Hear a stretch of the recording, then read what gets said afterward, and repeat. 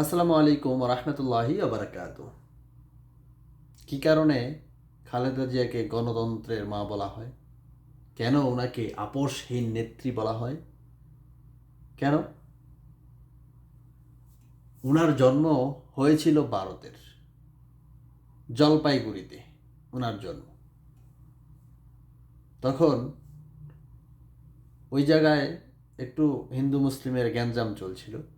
তখন তারা 47-এ যে ব্রিটিশ সময়ে বাগাবাগি শুরু হয়, সেই সময় তারা চলে আসে বাংলাদেশে, দিনাজপুরে চলে আসে। সেই থেকেই আমাদের সেই সুন্দরী পুতুল, উনি খুব সুন্দরী ছিলেন, একটা সময় খুব সুন্দরী ছিলেন। তো যাই হোক, পরে বিয়ে হয় জিয়া রহমানের সাথে। তারপরে সংগ্রাম শুরু। সংগ্রামী বেড়ার লগে বিয়ে হইলে সংগ্রাম শুরু, এটাই তো স্বাভাবিক। তো যাই হোক, তাদের বিবাহিত জীবনের বেশি দিন নাই, ছিল না। কিছুদিন পরেই তো জিয়া রহমান 81 সনে মারা যায়। তারপর 2 সন্তান নিয়ে শুরু হয় বিশাল যুদ্ধের ময়দান। তখন থেকে তিনি হয়ে যান বিএনপির সদস্য, পরবর্তীতে দল প্রধান। এভাবেই ওনার ইতিহাস তৈরি হতে থাকে। একটা সময় অনেক সংগ্রাম, এরশাদের সময় উনি স্বৈরাচার বিরোধী আন্দোলনের সর্বপ্রথম নেতৃত্ব উনি দিয়েছিলেন। মিছিলের আগে যে ছবিগুলো আমরা দেখি, হাসিনাও সাথে ছিল, আবার হাসিনা ছিলও না, হাসিনাও কিন্তু কইছিল। তো সেখানে নেতৃত্ব দেওয়ার এইটাই সেই মানুষ, খালেদা জিয়া। এবং শেষে ওনার তো এই যে দেখতেই পাচ্ছেন 11-র সময় ওনাকে দেশ থেকে চলে যেতে বলা হয়েছে। অনেক অফার ওনাকে করা হয়েছে, উনি যেতে চান না। উনি বলেছিলেন যে এই দেশ আমার, এদেশের মানুষ আমার, আমি কোথাও যাব না। ভালোবাসা এমনি তৈরি হয় না, তো এমনি তৈরি হয় না। এই যে মানুষ কেন ভালোবাসে ওনাকে, এই দেশত্ববোধের কারণে, দেশের প্রতি ওনার এই ভালোবাসার কারণে। উনি ইচ্ছা করলে বিলাসী জীবন কাটাইতে পারত। উনি ইচ্ছা করলে আওয়ামী লীগের আমলে যদি বলতো আমার 50টা এমপি দিয়ে দেন, আমি আপনার সাথে সারা জীবনই থাক, সমস্যা নেই। খালেদা জিয়াও বিরোধী দলই থাকতো, হাসিনাও আর 50 বছর থাকতে পারতো, দুজনে মিললেই দেশ খাইতে পারতো, সমস্যা ছিল না। উনি কোনো রকম প্রস্তাবে রাজিও নাই। এবং বিভিন্ন দেশ থেকে যে বিভিন্ন অফার আসে বাংলাদেশিদের সাথে, আমাদের দেশের সাথে যে চুক্তি, সেই চুক্তিতেও সে কোনো দিন দেশবিরোধী আইন, দেশবিরোধী চুক্তিতে সে সই করে নাই। অনেক অফার তার কাছে আসছিল, তার জন্যই তাকে এই উপাধি দেওয়া হয়েছে যে গণতন্ত্র। গণতন্ত্র মানে কি? স্বাধীন দেশের স্বাধীনতা বজায় রাখা, স্বাধীন দেশের মানুষের যেই স্বাধীনতা, সেটা বজায় রাখা, এটাই তো গণতন্ত্র। যেই গণতন্ত্রের জন্য শহীদ প্রেসিডেন্ট জিয়াউর রহমান নিজের জীবন বিলিয়ে দিয়েছিল। আজকে তারা দুজন একসাথেই। প্রেসিডেন্ট সাহেব, আপনাদের দেখা হবে কিনা জানি না, তবে 41 বছর পর আপনি আপনার প্রিয়তমাকে খুব কাছেই পাইলেন। আপনার পাশেই শুয়ে আছে আপনার সেই রেখে যাওয়া 41 বছর আগের সেই প্রিয়তমা। এটাই রাজনীতি। আমরা তো সেই রাজনীতি করতে পারি না, তাদের মতন রাজনীতি তো আমরা আসলে বর্তমানে রাজনীতি নাই।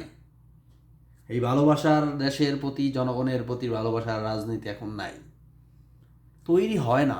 হাদিদের মতন ওসমান হাদিরা দেশের জন্য ভালোবাসা তৈরি হতে মাত্র শুরু করছিল, তাকে নিভিয়ে দেওয়া হয়েছে। এই যে পরাশক্তি, পাশের দেশ, এই খালেদা জিয়াকে তারাও কিন্তু অনেক চাপ প্রয়োগ করছে, সে নত হয় নাই। সে বলছিল না একটা ইয়াতে, এই খালেদা জিয়া বলছিল না যে করিডর আমার দেশের ভিতরে আমি রাস্তা দিতে চাই না। বয়ানগুলো আছে। অনেক মনে মনে করতে পারেন যে আসলে ভাই আপনি মনে হয় বিএনপি করেন বা কিছু। আমি জীবনও বিএনপির ওনার কোনো ইয়াতে আমি আজ পর্যন্ত যাইনি। অথচ শেখ হাসিনার একবার গেছিলাম কোথায় জানি, আমাদের গাজীপুরে, অনেক ছোট থাকতে গেছিলাম। আমি ওনার কোনো জনসভায় ওনাকে দেখি নাই বাস্তবে, কোনো দিন দেখার সৌভাগ্য হয় নাই। আমি তেমন কোনো রাজনীতিবিদ না, খবরগুলো আপনার সাথে শেয়ার করি। বাস্তবতা কেন ওনাকে বলা হয় যে গণতন্ত্রের রানী? সে ইচ্ছা করলে তার সন্তানের সাথে আজীবন আমেরিকা থাকতে পারত, আমেরিকা থাকতে পারতো, কোনো বিষয়ই না। যে জায়গায় তারেক রহমান 17 বছর থাকতে পারছে, সে কি থাকতে পারতো না?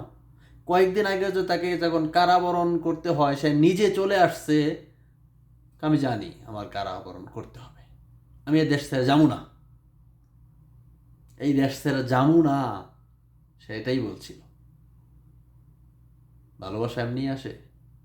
স্বেচ্ছায় কারাবরণ করছে। তারপর কি? তাকে সাজা দেওয়া হয়েছে 5 বছরের জন্য। হাইকোর্টে গেলে সাজা মানুষের 2-1 বছর হলেও কমায় দেয়, বা 10 দিন হলেও কমায় দেয়, কিন্তু হাইকোর্টে যাওয়ার পরে সাজা আরো 5 বছর বাড়িয়ে দিছে। এটা ইতিহাস। আজকে দেখেন 2 নক্ষত্র একজনও নেই, যারা এই মাতৃপ্রিয় মাতৃভূমির খুব গুরুত্বপূর্ণ ব্যক্তি ছিলেন, যারা দেশকে, দেশের মানুষকে অনেক ভালোবাসতেন।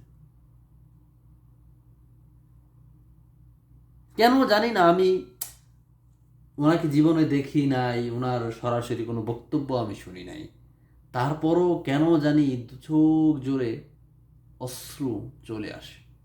আজকে ডিউটিটা আমি করছি, আমার অনেকটা কষ্ট হয়েছে ডিউটি করতে, তারপরও ডিউটির পুরোটা সময় আমি লাইভ দেখছি, পুরো মানে বেশিক্ষণ চায়ে থাকতে পারছি না আমি আমার টিভি স্ক্রিনে। আমার খুব কষ্ট হয়েছে, এটার কারণ আমি নিজেও জানি না।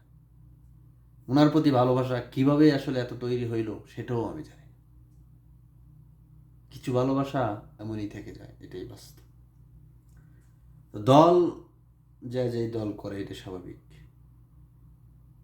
আমি তেমন দলীয় কোনো কেউই না, কর্মীও না। রাজনীতি আসলে ভালো লাগে না, তবে হয়তো কথাবার্তা বলি। চাই না, আমি চাই এমন দেশপ্রেমিক আরও জন্ম হোক, এমন দেশপ্রেমিক রাজনীতিবিদ আরও হোক, সবাই মিলে একটা সুন্দর দেশ গড়ে, সবাইরই যেন এরকম একটা রাজকীয় বিদায় দেওয়া যায়, দেশের মানুষ যেন তাদেরকে ভালোবাসে, দেশের মানুষ যেন তারা চলে গেলে কান্না করে, তাদের জন্য আফসোস করে, এরকম রাজনীতিবিদ আমরা চাই, আমি চাই। এই যে আজকে জামাত বিএনপি, মনে করি যে সবাই মিলে আজকে দেশটাকে সুন্দর করে চালানোর একটা ব্যবস্থা করে, তাহলে আপনারাও এরকম রাজকীয় বিদায়, রাজকীয় সব কিছু পাইবেন। আর যদি স্বৈরাচার হন, তাহলে পাশের দেশে বাইকে যেতে হবে। এটা বাস্তব, এটাই বাস্তব কথা। আসলে ওনার সম্পর্কে, ওনাদের সম্পর্কে কথা বলার যোগ্যতা আমার নাই, তারপরও যতটুকু বলছি ক্ষমার দৃষ্টিতে দেখবেন, ভুল হতেই পারে, যেহেতু আমি মানুষ। লাল সালাম হে জাতীয় 2 বীর, আপনাদেরকে জাতি কখনোই বলবে না, মনে রাখবে আজীবন। যতদিন বাংলাদেশ থাকবে, যতদিন প্রিয় মাতৃভূমির নাম মানচিত্রে থাকবে, আপনাদেরকে মানুষ মনে রাখবে। আমরা চাই আগামীতেও এমন বীর আমাদের দেশে তৈরি হোক, আমাদের মাতৃভূমিতে তৈরি হোক। ভালো লাগলে ভিডিওটা শেয়ার, লাইক, কমেন্ট করতে পারেন। সবার জন্য শুভকামনা। বিদায় হে জাতীয় রানী, যেহেতু মহিলাদেরকে তো রানী বলা হয়। তো যাই হোক, কথা আর কি বলবো, লক্ষ লক্ষ মানুষের ভালোবাসায় আপনি বিদায় নিলেন। আল্লাহ পাক আপনাকে বেহেশত নসিব করুক। ভালো থাকবেন সবাই। আবারও বলছি, কথায় ভুল হলে ক্ষমার দৃষ্টিতে দেখবেন। ধন্যবাদ সবাইকে।